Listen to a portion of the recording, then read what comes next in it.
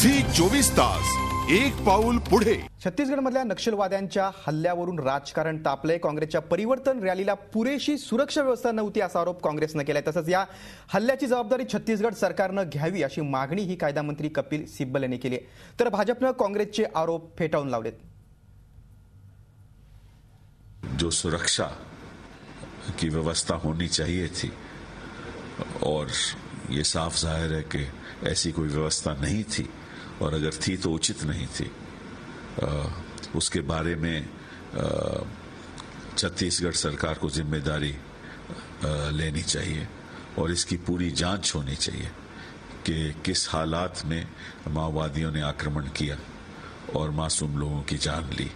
अब मैं ऐसी उम्मीद करूंगा कि ये आरोप कांग्रेस के जिम्मेवार तत्वों के द्वारा नहीं लगाया गया होगा। जहां तक मेरी जानकारी है, लगभग 1 दर्जन से अधिक सुरक्षाकर्मी मारे गए हैं कल सुकमा में, जो उनके साथ चल रहे थे। तो ऐसी बात नहीं है कि सुरक्षा की व्यवस्था नहीं की गई। अब बाकी मुख्यमंत्री जी ने एक न्यायिक जांच की बात की घोषणा की है और बाकी कार्रवाई हो रही है। आपण पुन्हा एकदा परिवर्तन यात्रेची जी मगाशी आपण बातमी पाहिली की हा मार्ग ऐनवेळेला कुठल्या तरी एका स्थानिक नेत्याच्या सांगण्यावरून बदलण्यात आला होता। आपण या संदर्भात अधिक तपशील जाणून घेऊया आमचे प्रतिनिधी मकरंद काळे याच्याकडून।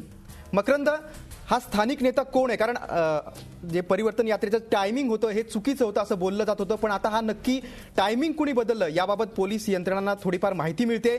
नक्की अधिक काय तपशील सांगता येईल? असं आहे की NIA ची टीम जी आहे ती लवकरात लवकर इथे पोहोचण्याची अशी संभावना व्यक्त केली जाते, म्हणून स्पष्ट रूपात कुठलाही काँग्रेस नेता किंवा कोणीही बोलायला आता तयार नाहीये। पण कुंडाचे जे विधायक आहेत ते त्यांच्याशी आपण बोललो, त्याच्यामध्ये त्यांनी म्हटलं की अशी त्यांना काही जानकारी नव्हती की कुठल्या नेत्यांनी कुठला रूट वगैरे बदलला असतो। पण ह्या घटनेवरती सगळे खूप आतापर्यंत हल्ला झालेला आहे, राजनीती झालेली आहे, म्हणून स्पष्टपणे कोणी बोलायला तयार नाही आहे। आरोप प्रत्यारोप लगातार चालू आहेत की सुरक्षामध्ये कमी होती का, रूट डायव्हर्ट केला गेला होता। आता प्रत्येक पक्षावर NIA जी आहे ती जांच करेल आणि त्याच्यानंतर ती आपली रिपोर्ट सबमिट करेल। केंद्रीय गृहराज्यमंत्री जे आहे ते RP सिंग यांनी पण हे म्हटलं की आता काही बोलणं ठीक नाहीये आणि याच्यामध्ये NIA आपली जांच रिपोर्ट फायनल करेल। पण प्रश्न हा की इतक्या दिवसापासून त्यांची प्लॅनिंग चालू होती। 1000हून जास्ती नक्षली जे होते ते ही गोष्ट आपण म्हणू शकतो की हा अटॅक काही 1 दिवसाचा परिणाम नव्हता, ह्याच्या मागे पुष्कळ दिवसापासून तयारी चालू होती। पुष्कळ दिवसापासून ते या दिवसाचा वेट करत होते। तर ह्याचा अर्थ आहे की त्यांना गोष्टी माहीत होत्या।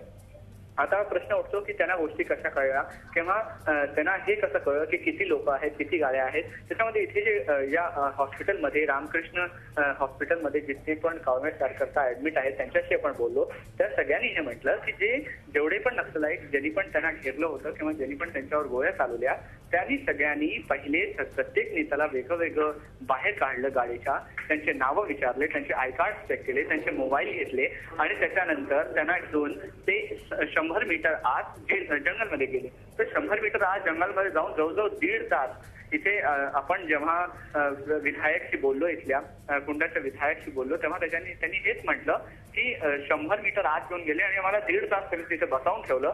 1.5 तासानंतर 2 लोकांना त्यांनी म्हटलं की तुम्ही पाठीचे बल लोळून जा आणि 2 लोकांना त्यांनी म्हटलं की तुम्ही आमच्या बरोबर चला। ते 2 लोक होते नंदकुमार पटेल आणि दिनेश पटेल, ज्यांना नक्षलाईट आपल्या बरोबर घेऊन गेले आणि 5 मिनिटात जे विधायक आहेत त्यांनी गोळीची आवाज ऐकली, ज्याचा की स्पष्ट अर्थ आहे की त्यांना कळलं होतं की त्यांची हत्या केली गेली आहे। तर इथे प्रश्न हा की सर्व पर्याय त्यांना माहित होतं की कुठला विधायक आहे, कोण नेता आहे, कोण नंदकुमार पटेल आहे, कोण महेंद्र कर्मा आहे, कोण दिनेश पटेल आहे, प्रत्येक त्यांनी कन्फर्म केलं होतं।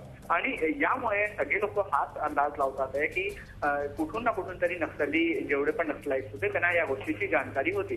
आणि जी रूटची आपण जर म्हटलं तर रूट 2 रूट नक्कीच मकरंद, या स्थानिक हा स्थानिक नेता कोण आहे हे तपास यंत्रणांना आता लवकरच कळेल आणि नक्की ही घटना कशामुळे घडली किंवा याच्या पाठीमागे कोणाचे हात आहे हे लवकरच माहिती बाहेर येईल। तुम्ही दिलेल्या सविस्तर माहितीबद्दल धन्यवाद।